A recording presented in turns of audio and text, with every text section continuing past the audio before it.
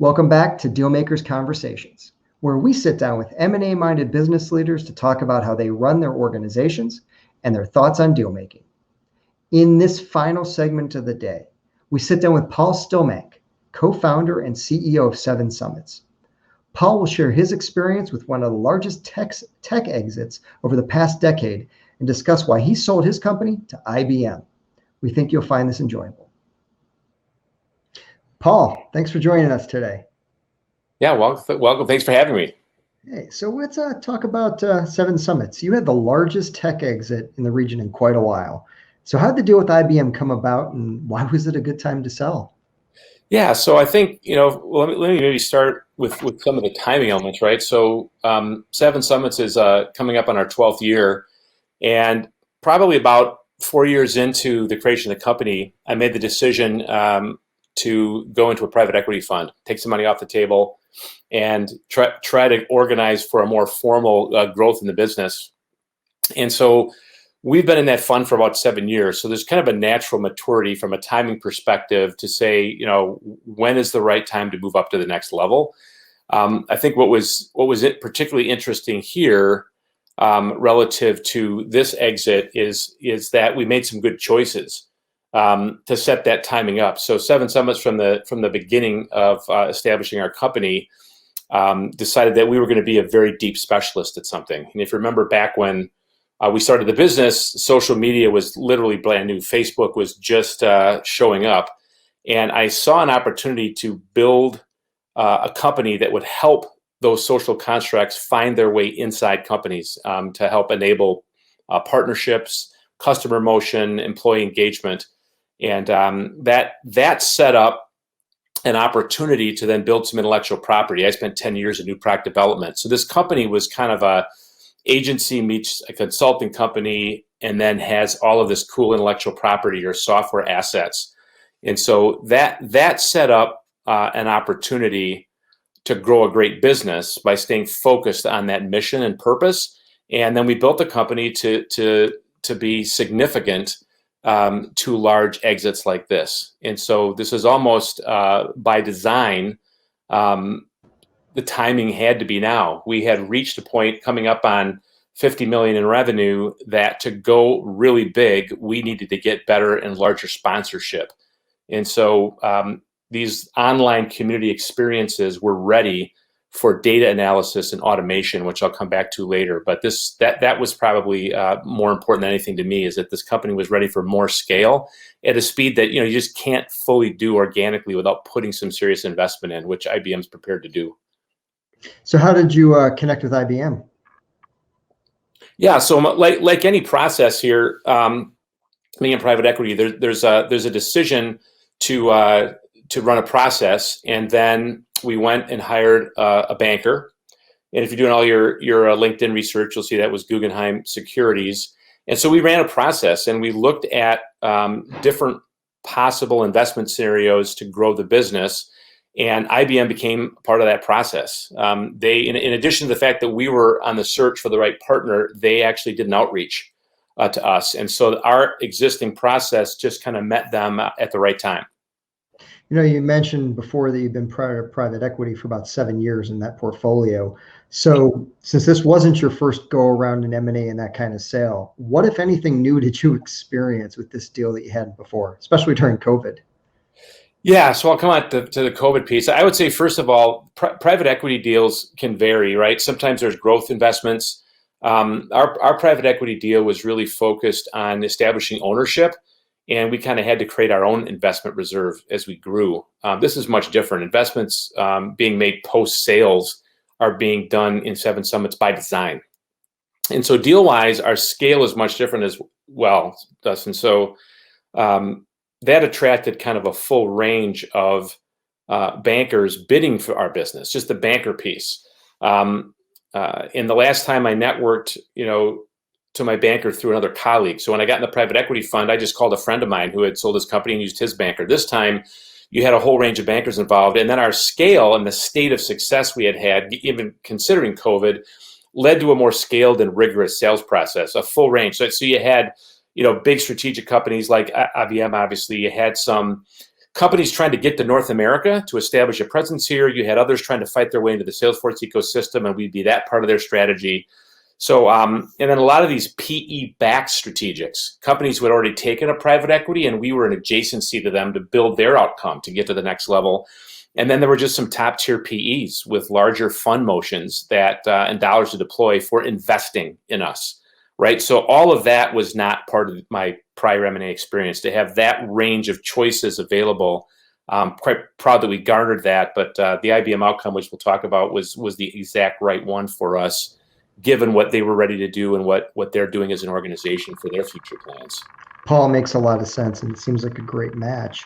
As you talk about being part of that PE portfolio, what did those private equity partners bring to the table for the last 7 years for you? And what advice, based on that, do you have for other folks who might be thinking about private equity as a partner?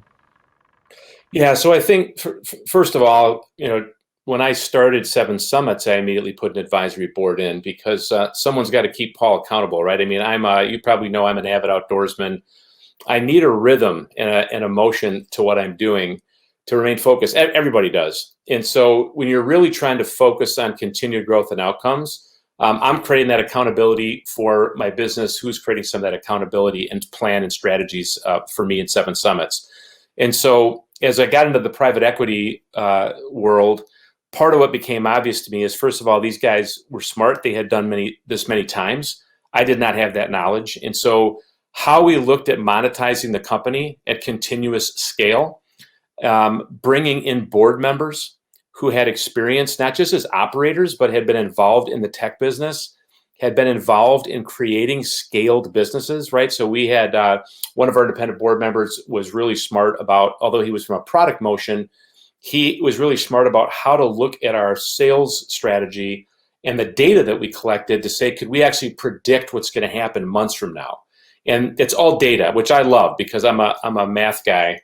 And I loved the idea of understanding how deals gated through the stages, how long they took once they got to a stage, what percentage would close. So once paper got out, how long would that take to close? 4 or 5 years of data into this, we got to be a pretty dangerous animal in terms of being able to say, I already know I've made the quarter because I have enough deal in these stages that will close at this pace on a very predictive motion. That was huge. And then, we navigated a more than unusually difficult situation as we were going to market with one technology partner. And while we're in flight, closing business and delivering for customers, we switched over to the Salesforce.com platform completely while we kept the product going. It's that old analogy of, changing out the engine while the plane's in the air. And so the governance structures, the cash flow models, how do we navigate through this were all things that our private equity partner kind of did stay shoulder to shoulder with us to do. Well, it's nice when you've got a partner that can scale with you guys. It's great to hear. Paul, you've been in the nexus of the tech community in the region for a long time now. Let's back up a little bit and talk about more of the nexus that you're seeing out there, that tech sector in Milwaukee and the state of Wisconsin as a whole. What's that landscape look like right now? What trends are you seeing out there? Yeah, and I've been heads down building a company, so I don't know every technology. I can only quote what I've read, and I'm a prolific reader. As I haven't been focused solely on tech here versus the myopia of my own company. But I will say that I do know that technology and technology services right now for Wisconsin is second only to manufacturing for job growth. I'm sure there's some acceleration in specific technologies going on relative to the situation with the pandemic. I think we're middle of the pack, quite frankly, which isn't a bad place to be for tech sector growth. But if you look at it right now, only I'd say less than 10%, maybe 7 or 8% of the jobs are tech, and about a third of that is in Milwaukee. So if you talk about Wisconsin versus Milwaukee, it's fairly spread out. And Madison is obviously a very important hub, given the university, given some of the technology companies that have been incubated there. So, there are some specific tech segments that I think are growing nationally that Milwaukee is suited to pursue. And we all talk about the fourth industrial revolution, and if you're not familiar with that, it's all of this technology. It's 5G's coming out. It's artificial intelligence. It's machine learning, blockchain, Internet of Things. And I see many Milwaukee companies, including that robust manufacturing sector, are taking advantage of some of those technology stacks in their business. But for what I do and what the kind of company that I built and that could be built around those areas, which is technology services, we have the talent to go out and say, hey, could you build an organization that takes a look at, for example, as I built my organization around the two emergent with Jive Software and eventually rapid growth Salesforce companies, there are machine learning companies, blockchain companies that are leading the way on artificial intelligence. And we actually have the base talent, AI in particular, where Python programming capabilities are important as the rudimentary part of a services to build out automation in businesses. We've got that. So I think there's opportunity to raise the bar quite a bit, I would say, for the Midwest in general, as we've had a good amount of brain drain, as they say, on the coast. People are coming to Milwaukee, Chicago, Atlanta. Chicago's huge anyway, but are coming away from the coast to find talent. And all of this pandemic has proven, I think, that there's a ubiquity in technology that lets people do this from anywhere. I've got employees in 30 states, Dustin. So you really can do this from just about anywhere today, which should be a huge opportunity from when you think about it being here in Milwaukee to say, why can't smart people get new businesses off the ground? As you were raising capital along the way in these different stages, what do you think the access to capital is for the tech market right now for that sector in Milwaukee for companies like yours? Yeah, I think it depends on where you're looking. I think that I just referenced the coast. The coasts are moving faster and feel more ready to invest with speed and scale, big numbers, and getting deals done quickly. When I raised the capital here, I went through what I'll say is a normal process. Somebody wants a business plan. You're going to some of the big angel networks, and it was pretty onerous. This is people's money. Sometimes it's a fund. Sometimes it's people of private wealth, and there's a great care and guardianship of that, and it takes too long. This is my opinion. So I just went down a different path. I went and I met Eric Lenzen at the time Whitehurst Dudek, now Hush Blackwell, and quite frankly, he saw the idea and hooked me up with some individuals who had a little bit of money burning a hole in their pocket, that private wealth people who maybe just wanted to know there's a smart group of people here with a great idea. And I remember him asking me to come back with a bit more of a business plan and introduce me to somebody. And when I came back for him to check the plan, I'm like, look, I still haven't done my plan, but I have these 3 big customers. And he's like, what? And I laid out my pitch decks and stuff. And he said, just come back tomorrow and do that again. And I immediately had dollars flowing. And then that investor, within 2 weeks, did some research and doubled their money on that, and eventually became a prime investor at every tranche of my raise up until I got to the Spherica fund. So that's a little bit of a different motion I had to take, and I think in the last 10 years I've heard that we're getting a little bit more, I don't want to say loose, but looking at the entrepreneur, making sure you've got someone who knows what they're doing, and maybe getting that business plan, but fast following it with other experts and making sure, but then moving forward more quickly, because that's the challenge when you're getting ready to build a company, is getting organized and quickly getting your idea off the ground, because it's competitive out here. How important do you think the relationship aspect of things are in your industry, certainly for younger companies?